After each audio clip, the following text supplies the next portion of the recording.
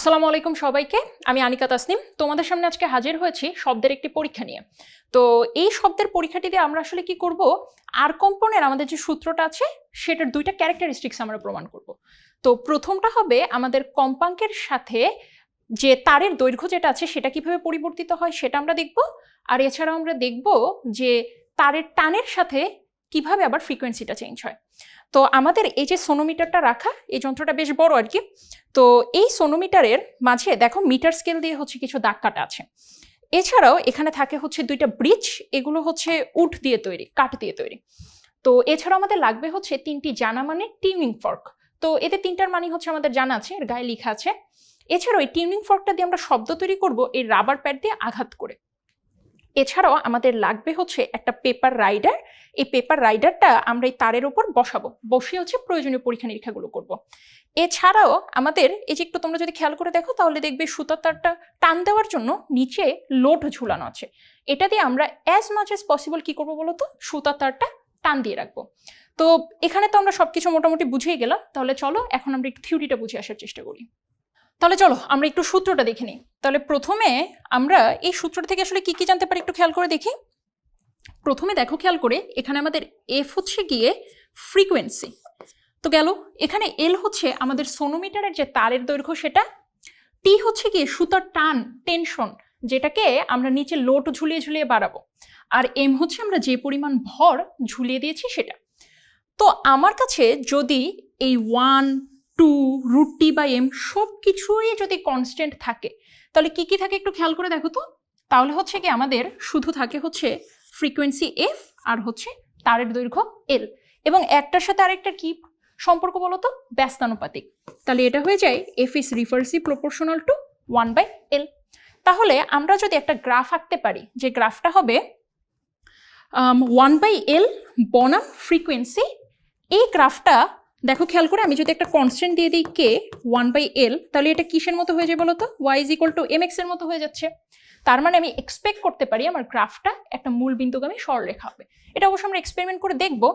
আমাদের এছাড়াও আরেকটা জিনিস আছে, আরেকটা জিনিস কি বলতো, সেটা হচ্ছে ফ্রিকোয়েন্সির সাথে যে সুতার টানের যে সম্পর্ক সেটা। তাহলে দেখো খেয়াল করে, এই যে আমাদের এখানে আছে হচ্ছে এল এবং এখানে আছে হচ্ছে √t, আমরা কি করব, এগুলাকে একটু এপাশ ওপাশ করব। এপাশ ওপাশ করলে কি চলে আসে দেখো তো, আমরা কি পেলাম, F is equal to 1/2L √t/m। আমি যদি উভয় পাশে স্কোয়ার করে রুটটা উঠিয়ে দিই তাহলে থাকে এফ স্কোয়ার 1/4L² t/m। এবার একটা কাজ করি, এল স্কোয়ারটাকে ওই পাশে নিয়ে চলে যাই, তাহলে L² = 1/4F² ইন্টু t/m। তাহলে এখানে একটা জিনিস একটু খেয়াল করে দেখো তো কি হয়। এখানে যেটা হয় সেটা হচ্ছে, যদি আমাদের এই সব কিছু কনস্ট্যান্ট থাকে তাহলে আমি লিখতে পারি L² is proportional to t। তার মানে আমি এক্সপেক্ট করতে পারি L² বনাম যে টি আমি গ্রাফটা আঁকবো সেটাও একটা মূলবিন্দুগামী সরলরেখা হবে। তাহলে এই যে আমরা থিওরিটা বুঝলাম, এবার আসলে আমরা এক্সপেরিমেন্টটা করব, আর পাশাপাশি আমরা ট্রাই করবো আমাদের এই টেবিলটা ফিল আপ করতে। তাহলে চলো এবার আমরা এক্সপেরিমেন্টটা করি। তো এক্সপেরিমেন্টটা করার জন্য আমরা প্রথমেই যেটা করেছি সেটা হলো, যে সোনোমিটারটা আছে, এই যে দুইটা তার তোমরা দেখতে পাচ্ছ, এই দুইটা তার একদম টাইট করে ফেলেছে। কারণ যদি আমরা তারটা টাইট না করি তাহলে তো এখানে ভালো কম্পন তৈরি হবে না, তাই না? তো ওই জন্য তারটা টাইট করার পর আমরা দুইটা উডেন ব্রিজ এর ভিতরে ঢুকিয়ে দিয়েছি। তো উডেন ব্রিজ দুইটা এমনভাবে হতে হবে যাতে এরা সর্বোচ্চ দূরত্ব অতিক্রম করবে, কারণ পেপার রাইডার কোথায় ফল করবে সেটা তো আমরা জানি না, তাই না? তো আবার এত দূরে নেওয়া যাবে না যাতে করে তার ছিঁড়ে পড়ে যায়, তা আমরা মোটামুটি এই জায়গায় রাখলাম। ওকে, এবার আমরা একটা কাজ করি, উল্টা ভি করে আমাদের যে পেপার রাইডারটা আছে সেটা বসিয়ে দিই। তাহলে এই তারের উপর আমি এটা বসিয়ে দিলাম। ওকে, এবার আমার যে তিনটা সুরশলাকা আছে তার মাঝে দিয়ে এই যে 512 হার্জ সেটা নিয়ে আমরা এক্সপেরিমেন্টটা করি। তো এটা আমি তোমাদেরকে দেখাচ্ছি, বাকি দুইটা অনুরূপভাবেই আমরা করবো আর কি। আচ্ছা, তাহলে এই যে 512 হার্জের যেটা তোমরা দেখতে পাচ্ছ, আমরা প্রথমে কি করব বলো তো, আমাদের কাছে যে রাবার প্যাড আছে এটা দিয়ে এটাকে আঘাত করে একটা কম্পন তৈরি করব, একটা হালকা সাউন্ড তৈরি হবে। এবং এরপর আমাদের টার্গেট হলো আমরা যতটা সম্ভব এটাকে ক্লোজ আনার চেষ্টা করব, যতক্ষণ পর্যন্ত আমাদের পেপার রাইডার পড়ে না যায় ততক্ষণ পর্যন্ত। তাহলে এবার আমরা একটা কাজ করি, এই 512 হার্জের যে টিউনিং ফর্কটা আছে সেটাকে আমরা রাবার প্যাড দিয়ে আঘাত করে একটা শব্দ তৈরি করি। তাহলে এই যে আমরা শব্দ তৈরি করলাম, এবার এটাকে সামনে আগাতে থাকি।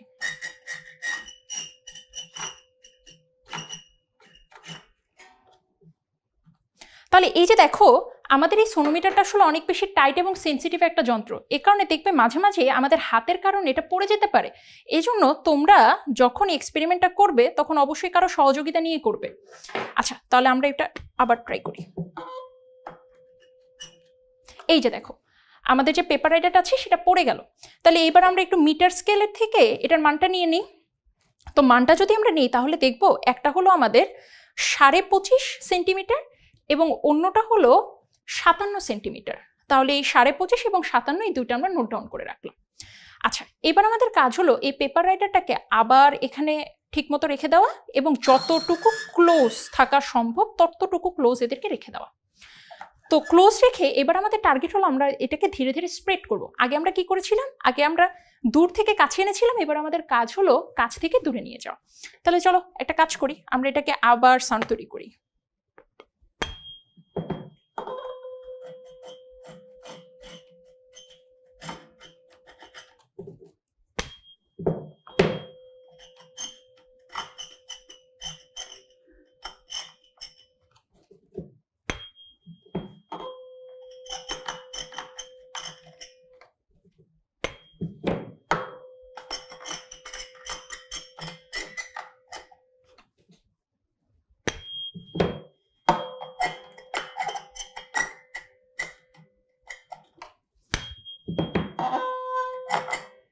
ওকে তাহলে খেয়াল করে দেখো এখন আমাদের আবার পেপার রাইডারটি পড়ে গেল। তাহলে এখানে আমরা পেলাম হচ্ছে একটা 35.5 সেন্টিমিটার এবং অন্যটা হলো 78 সেন্টিমিটার। তাহলে এটা হবে আমাদের দৈর্ঘ্য বৃদ্ধি। এবার আমরা কি করব, আগের যে দুইটা মান পেয়েছি এবং এখান থেকে যে মানটা পেলাম সেটাকে গড় করব এবং আমি ঠিক অনুরূপভাবে বাকি দুইটা সুরশলাকার এক্সপেরিমেন্টও করে রেখেছি। তা আমরা এখন দেখব কিভাবে আসলে আমরা এটার হিসাব নিকাশগুলো করব। তাহলে আমরা তো এক্সপেরিমেন্টটা সামনাসামনি করলাম তাই না? তো আমি তোমাদেরকে যেটার জন্য দেখিয়েছি সেটা হলো 512 হার্জ। এছাড়া আমি কি বলেছিলাম তোমাদের, যে আমাদের কাছে আরো দুইটা টিউনিং ফর্ক ছিল যাদের ছিল যথাক্রমে 440 হার্জ এবং 480 হার্জ। তো আমরা যে 512 হার্জের জন্য করলাম সেখানে আমাদের কি কি এসেছিল, একটা ছিল 25.5 এবং আরেকটা হচ্ছে 57। তাহলে 57 মাইনাস 25.5 এটা আমাদের কত চলে আসে, এটা চলে আসে 31.5। তাহলে আমরা লিখে পেলাম 31.5। একইভাবে আমরা যখন দৈর্ঘ্য হ্রাস করেছি তখন চলে এসেছিল 78 থেকে 35.5 বিয়োগ দিলে যেটা থাকে সেটা। তো এটা আমরা মোটামুটি পেয়েছি হচ্ছে 42.5। তো একইভাবে তো হচ্ছে আমি বাকি দুইটাও করে রেখেছি। তো বাকি দুইটার মাঝে আমাদের এসেছে হচ্ছে একটা চলে এসেছে হচ্ছে 48 এবং 38 এবং 480 হার্জের জন্য আমাদের এসেছে 47 এবং 37। তো এবার আমাদের কাজ হচ্ছে এই দুইটার যে গড় দৈর্ঘ্য আছে আমরা সেটা বের করে এরপর হচ্ছে ইনভার্স করে ফেলবো। তাহলে প্রথমটা করি আসো। তাহলে এটাকে গড় করলে কত হয়, 48 প্লাস 38 ডিভাইডেড বাই 2, এটা চলে আসে 43। একইভাবে এটা হলো 47 এবং 37 এর গড়, তাহলে এটা করলে চলে আসে 42 এবং এটা হলো 31.5 এবং 42.5 এর অর্ধেক, এটা চলে আসে আমাদের 37। তোমরা নিশ্চয়ই খেয়াল করছো উপর থেকে নিচের দিকে কিন্তু জিনিসটা কমছে, অ্যান্ড অ্যাকচুয়ালি আমরা এটাই এক্সপেক্ট করেছিলাম যে এদের মাঝে একটা রেশিও থাকবে। তাহলে এবার আসো, এটা যদি আমাদের এল হয়ে থাকে তাহলে আমরা এবার এটাকে কি করব, ইনভার্স করে ফেলবো। তাহলে 1/43 করলে চলে আসে 0.023। এরপর যখন আমরা 1/42 করব তখন চলে আসে 0.0238 এবং 1/37 করলে চলে আসে 0.027। এবার আমাদের কাজ হলো আমরা গ্রাফটা যে আঁকবো সেই গ্রাফটা আমাদের কি কি হবে বলতো। একটা হবে হচ্ছে কি আমাদের সুরশলাকার কম্পাঙ্ক এফ যেটা সেটা, আরেকটা হচ্ছে আমাদের 1/L এর যে পার্টটা সেটা। তাহলে চলো আমরা একটা কাজ করি, আমরা এখন গ্রাফটা এঁকে ফেলি। ওকে, তাহলে চলো আমরা একটু গ্রাফটা এঁকে ফেলি। তাহলে আমাদের গ্রাফের জন্য প্রথমে যেটা করতে হবে সেটা হলো মূলবিন্দুটা আমরা দিয়ে দিলাম, এই দিক বরাবর আমরা নিব হচ্ছে আমাদের 1/L এবং এক্স এক্সিস বরাবর আমরা নিব হচ্ছে আমরা যে ফ্রিকোয়েন্সি পেয়েছি সেটা।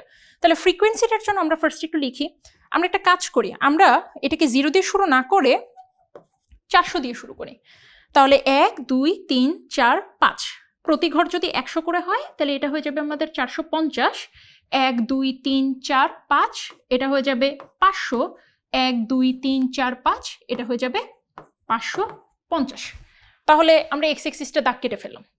এবার আমাদের কাজ হলো 1/l যেটা সেটাকে দাগ করে কেটে ফেলা। তো তোমাদের যদি মনে থেকে থাকে আমাদের 1/l এর মান কিন্তু খুব কম এসেছিল, 0.023, 0.027 এই ধরনের মান। তাহলে আমরা একটা কাজ করি, মানগুলোকে যদি আমরা 1000 দিয়ে গুণ দিয়ে স্কেলিং করে নিই তাহলে আমরা সুন্দর সুন্দর কিছু মান পেয়ে যাই, যেমন 27, 23, 24 এই ধরনের মান। তাহলে আমরা 1/lটাকে 1000 দিয়ে গুণ করে নিব। তাহলে এটাকে আমরা যেটা করব সেটা হচ্ছে, এটা হচ্ছে আমাদের 10, এটা 20, 30, 40, 50 এইটুকু দাগ কাটতে পারলে আমাদের হবে। ঠিক আছে, তাহলে আমরা তো এটা করে ফেললাম। এবার আমরা ধীরে ধীরে হচ্ছে মানগুলো একটু বসানোর চেষ্টা করি। তাহলে প্রথমে আমাদের যে মানটা সেটা হচ্ছে 440। তাহলে 440 কোনটা বলো তো? এইটা, এই যে 450-এর হচ্ছে ঠিক পাশে। তাহলে 440 আমরা দাগ কেটে ফেললাম। আমাদের উপরে হচ্ছে 23 পর্যন্ত উঠতে হবে। তাহলে 23টা কোন জায়গায় আছে বলো তো? মনে হয় এই জায়গাটায় 23। তাহলে উপর বরাবর এই দিকে এই হচ্ছে কি আমাদের একটা বিন্দু। এবার আমাদের পরবর্তী বিন্দুটা হচ্ছে 480 হার্জ। তাহলে 450, 460, 470, 480 এবং এটা হচ্ছে 23.8। তাহলে এটা হবে, এটা হচ্ছে একটু 24 এর কাছাকাছি। তাহলে এই বরাবর এই যে আমরা পেয়ে গেলাম। এবার আমাদের কাজ হচ্ছে 512 হার্জ। তাহলে এটা যদি 500 হয়, এটা 510, ঠিক এই পাশে হচ্ছে 512 এবং 512-র জন্য আমাদের ছিল হচ্ছে 27। 27টা কোথায় বলো তো? এই যে একটু উপরে, এই যে। তাহলে একটু খেয়াল করে দেখো তো আমরা আসলে আমাদের গ্রাফটা কেমন পেয়ে যাচ্ছি। আমাদের গ্রাফটা কিন্তু হয়ে যাচ্ছে এই যে, কি পেয়ে যাচ্ছি বলো তো? আমরা একটা সরলরেখা পেয়ে যাচ্ছি। এটাই কিন্তু আমরা আসলে বের করতে চেয়েছিলাম। তোমাদের অনেকের মনে একটা প্রশ্ন জাগতে পারে যে আমি তো তোমাদের বলেছিলাম যে মূল বিন্দুগামী সরলরেখা আমরা পাবো, তাহলে এখানে তো এটা তো মূল বিন্দুগামী যাচ্ছে না। বিষয়টা কি? বিষয়টা হলো আমরা কিন্তু গ্রাফের স্কেলিং চেঞ্জ করেছি। স্কেলিং চেঞ্জ বলতে যেটা বোঝাচ্ছি, আমরা এদিক বরাবর যেমন 500 ঘর নিয়েছি, উপর বরাবর 10 ঘর করেছি এবং একই সাথে আমাদের মান এত ছোট যে আমরা 1000 দিয়ে গুণ করেছি। তো এই কারণে এটা মূল বিন্দুগামী সরলরেখা যাচ্ছে না। তো তোমরা যদি গ্রাফ পেপারে সমান স্কেলিং করো, বা অবশ্যই এখন তো অনলাইনে বিভিন্ন ধরনের সাইট আছে সেখানে যদি করো, তাহলে দেখবে এটা মূল বিন্দুগামী সরলরেখা চলে এসেছে। তো এটাই ছিল হচ্ছে আমাদের দৈর্ঘ্যের সূত্র। এবার আমরা চলে যাব আমাদের যে দ্বিতীয় সূত্র আছে সেখানে। তো এবার আমরা কি করব বলো তো? আমরা হচ্ছে আমাদের যে দৈর্ঘ্যের সাথে ফ্রিকোয়েন্সির যে সম্পর্ক সেটা তো আমাদের হয়ে গিয়েছে। এবার আমাদের কাজ হলো আমাদের যে তারের টান আছে সেই তারের টানের সাথে আমরা ফ্রিকোয়েন্সির সম্পর্ক, অর্থাৎ ইনডাইরেক্টলি আমরা আমাদের যে দৈর্ঘ্য আছে সেটার সাথে সম্পর্কটা নির্ধারণ করব এবং তার জন্য প্রয়োজনীয় গ্রাফও আঁকবো।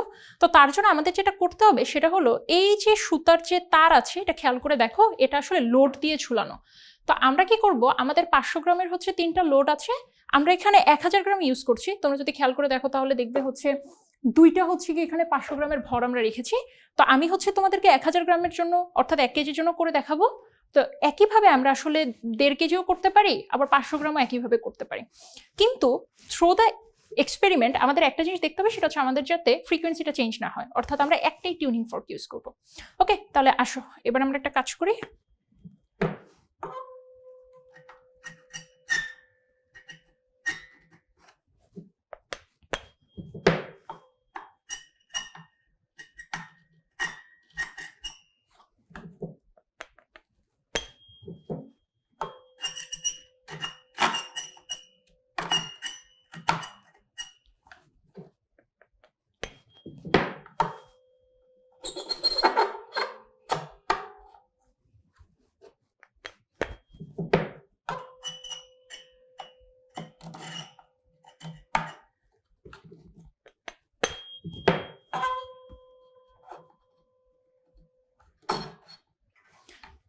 তাহলে আমরা একটা জিনিস দেখতে পারলাম যে আমাদের মোটামুটি যখন একটা দাগ থাকে হচ্ছে 32.5 সেন্টিমিটারে এবং অন্যটা 49 সেন্টিমিটারে, তখন আমাদের পেপার রাইডারটা ফল করলো। এবং আমরা এটা কিসের জন্য পেয়েছি? আমরা এটা 1 কেজি ভরের জন্য পেয়েছি। তাহলে অনুরূপভাবে আমি তো 2টা পরীক্ষা করেই রেখেছি। তাহলে চলো এবার একটা কাজ করি, এবার আমরা একটু আমাদের টেবিলে গিয়ে হিসাব নিকাশগুলো সম্পূর্ণ করি। আচ্ছা, তো আমরা কি করেছিলাম বলো তো? আমরা হচ্ছে 3টা ভরের জন্য এক্সপেরিমেন্টটা করেছি। সেগুলো ছিল হচ্ছে 500 গ্রাম অর্থাৎ 0.5 কেজি, এরপরে 1 কেজি যেটা দিয়ে অ্যাকচুয়ালি আমরা এক্সপেরিমেন্ট তোমাদেরকে দেখিয়েছি, আর হলো 1.5 কেজি।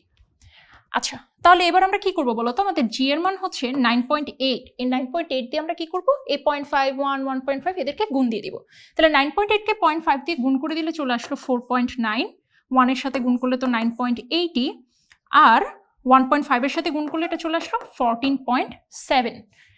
ওকে, খুব ভালো কথা। তা আমরা আসলে কোনটার জন্য এক্সপেরিমেন্ট করেছিলাম বলতো, এই 1 কেজির জন্য আমরা এক্সপেরিমেন্ট করেছিলাম, এবং আমাদের 1 কেজির জন্য এটা চলে এসেছিল হচ্ছে 16.5 এবং 26.5। তো এর পাশাপাশি আমরা তোমাদেরকে বলেছিলাম যে আমরা অনুরূপ পরীক্ষা করে রেখেছি। তো অনুরূপ পরীক্ষায় আমাদের চলে এসেছে এটা 20, 11, 32 এবং 22। তো আমাদের কাজ এখন কি বলতো, এদের গড় দৈর্ঘ্যটা বের করো, অর্থাৎ এই দুটোকে যোগ করে 2 দিয়ে ভাগ করে দিব। তাহলে 20 এবং 11কে যদি আমরা 2 দিয়ে ভাগ করি, তাহলে আমরা একটু দেখি কত আসে। 20 এবং 11কে 2 দিয়ে ভাগ করলে এটা চলে আসে 15.5। তো আমাদের কি করতে হবে, এটাকে গড় করতে হবে, স্কোয়ার করে দিতে হবে, কারণ আমরা তো আসলে ওইভাবে গ্রাফটা আঁকবো। তাহলে 15.5কে আর যদি আমরা স্কোয়ার করি, এটা চলে আসলো 240.25।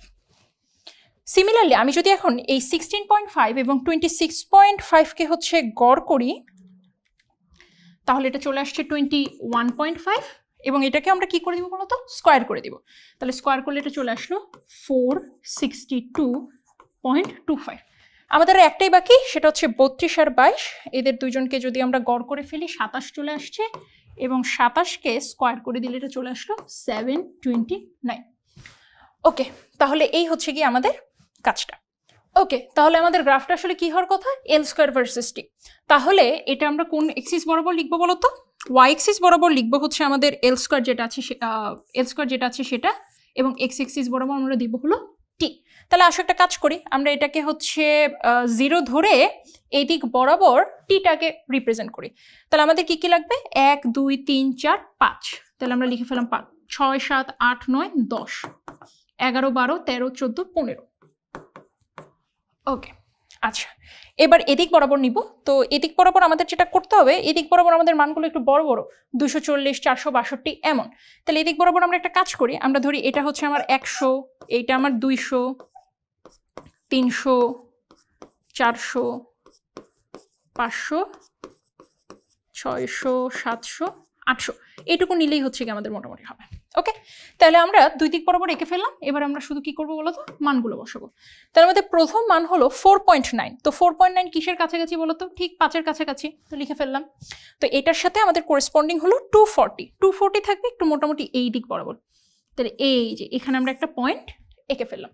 এরপরে ছিল হচ্ছে 9.8 কিসের কাছাকাছি বলতো, প্রায় 10-এর কাছাকাছি। তো আমরা লিখে ফেললাম। এর করেসপন্ডিং ভ্যালু ছিল 462। তাহলে 462 মোটামুটি এই দিক বরাবর হবে। তাহলে এই যে তাহলে এটা চলে আসলো এটা। আমাদের লাস্ট ভ্যালু হচ্ছে 14.7 হচ্ছে গিয়ে মোটামুটি 14-এর কাছাকাছি থাকবে এই জায়গাটায়, 14-এর কাছাকাছি, 15 এবং 14-এর মাঝামাঝি। তো এটার বরাবর করেসপন্ডিং ছিল হচ্ছে 729। তো 729 কোন জায়গায় থাকবে বলো তো, 730-এর কাছাকাছি, এটা এই দিক বরাবর। তাহলে দেখো তো আমরা কি পেয়ে গেলাম, আমরা কিন্তু একটা মূল বিন্দুগামী সরলরেখা পেয়ে গেলাম, এবং এটাই কিন্তু আসলে আমরা এক্সপেক্ট করেছিলাম।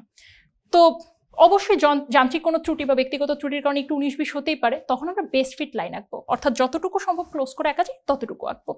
তো এই ছিল হচ্ছে আমাদের আজকের যে এক্সপেরিমেন্ট, সেটা এক্সপেরিমেন্টটা একটু বড় এবং বারবার রিপিটেটিভ কাজ করতে হয়।